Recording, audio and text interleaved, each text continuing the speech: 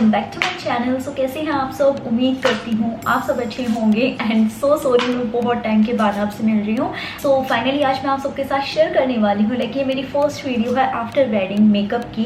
So yes, आज मैं आप सबके साथ शेयर कर रही हूँ कि आफ्टर मैरिज आप किस तरह मेकअप कर सकती हैं। राइट नाउ गाइस मैं बात लेके आ चुकी हूँ, जस्ट मैंने यहाँ पे लिप बाम लगाई है एंड दैट्स इट। सो अब मैं स्टार्ट करने वाली हूँ अपना फुल मेकअप रूटीन के किस तरह आफ्टर मैरिज में मेकअप करती हूँ और क्या क्या चीज़ें हैं जो मैं फॉलो करती हूँ कि लाइक सुबह से लेके मेरा रात तक मेकअप स्टे रहे। सो ज़्यादा बात ना करते हुए हम स्टार्ट करते हैं। So first I am using my favourite moisturiser. So this is Neutriderm का मॉइस्चराइजिंग लोशन, विटामिन ई के साथ है ये। और इजीली जो भी आपको प्रोडक्ट्स परचेज करने हैं मैं उनके लिंक्स मेंशन कर दूंगी डिस्क्रिप्शन बॉक्स में। सो मेक श्योर वीडियो देखने के बाद आप डिस्क्रिप्शन बॉक्स जरूर चेक कर लेना। तो गाइस ये बहुत ही अच्छा है और आपकी स्किन को डीपली हाइड्रेट करता है, मॉइस्चराइज करता है और बिल्कुल भी ना आपकी स्किन को ऐसा फील नहीं होने देता जैसे कि विंटर टाइम में स्किन फील होती है हमारी कि पूरी ड्राई एंड डैमेज। ये डीपली आपकी स्किन को हाइड्रेट करता है जैसे कि मैंने आपको बताया, और आपकी स्किन पे अगर कोई भी प्रॉब्लम है उसको रिजॉल्व करता है और आपकी स्किन इससे सारा दिन खिली खिली रहती है। सो इस तरीके से ज़्यादा प्रोडक्ट आपको यूज़ करने की ज़रूरत नहीं है, जितना मैंने यूज़ किया है उतना आप कर सकते हैं। लाइक एक पर्ल साइज अमाउंट आप यूज़ कर सकते हैं।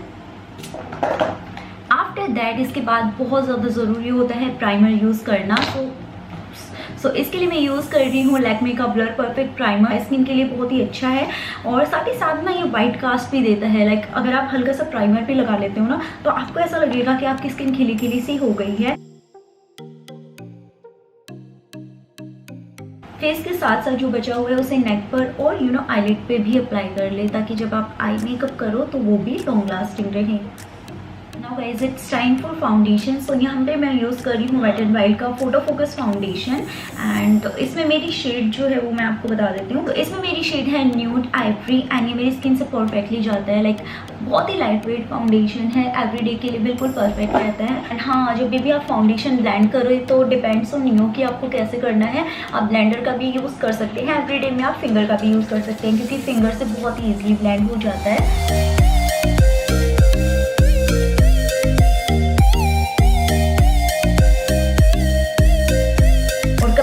पे कोई मेकअप कर रही हैं तो मेक श्योर नेक को भी कवर कर ले, वरना बहुत ही ऑकवर्ड लगता है कि नेक आपकी नेचुरल कलर में दिखेगी और फेस आपका फाउंडेशन की शेड में लगेगा, तो वो चीज़ बड़ी ऑकवर्ड लगती है। तो अच्छे से अपने फेस को कवर कर ले फाउंडेशन की हेल्प से। नाउ गाइस अब बारी आती है जो भी मैंने फाउंडेशन लगाया है उसे सेट करने के लिए। यहाँ मैं कंसीलर स्किप कर रही हूँ। अगर आपके बहुत ज़्यादा डार्क सर्कल्स हैं तो आप कंसीलर यूज़ कर सकते हैं। मैं आपको सजेस्ट करती हूँ एलिगल का कंसीलर और मेबलिन का कंसीलर।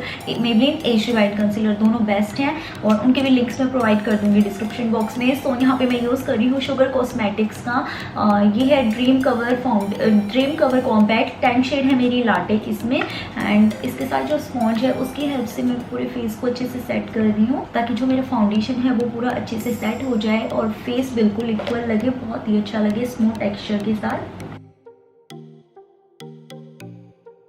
नाउ गाइस अब बारी आती है कॉन्टोरिंग की। सो इसके लिए मैं शुगर कॉस्मेटिक्स का डीप पोर्स पैलेट यूज़ कर रही हूँ and my shade is 01 subtle summit, जो कि मैं ऑल टाइम यूज़ करती हूँ। देन इसके बाद यहाँ पे मैंने एक एंगल ब्रश ली है। अच्छे से प्रोडक्ट आपको इसमें लेना है like this. Then dab dab करके जो एक्सेस पाउडर है वो रिमूव करना है एंड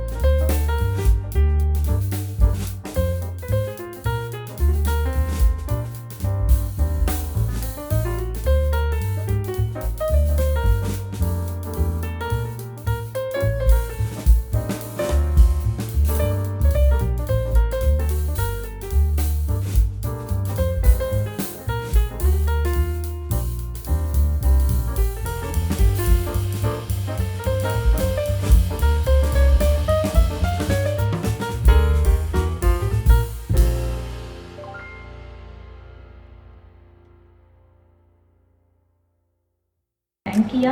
देन इसके बाद अपनी आईलिड पे इसे प्लेस करना स्टार्ट कर रही हूँ।